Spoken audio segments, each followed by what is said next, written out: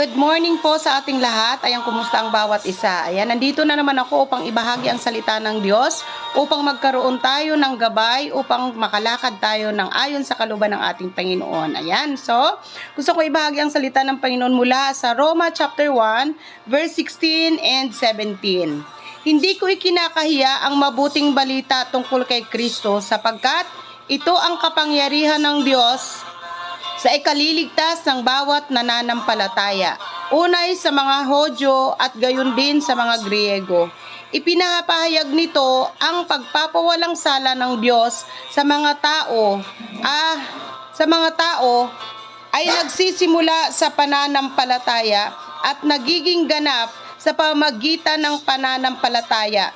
Ayon sa nasusulat, ang pinawalang sala sa pamamagitan ng pananampalataya ay mabubuhay. Amen. So, puri ng pagkabasa ng salita ng Panginoon.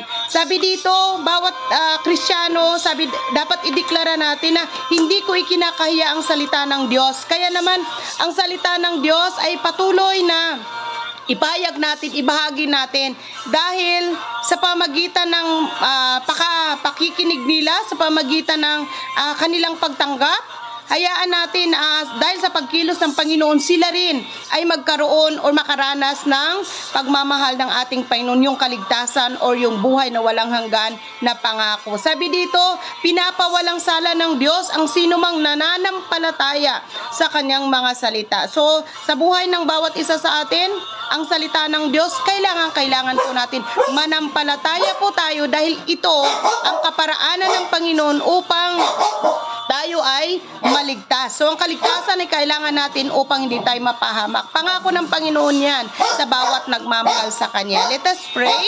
Panginoon, salamat o Diyos sa oras na ito. Salamat sa buhay mong salita.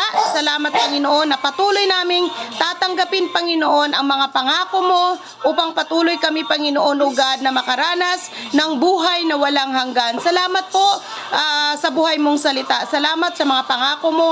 Salamat sa pagmamahal mo, Lord. Sa iyo ang papuri, sa iyo ang pasasalamat sa pangalan ni Jesus. Amen, amen. So, God bless po sa ating lahat at patuloy na ang pag-iingat ng Diyos ay ating maranasan.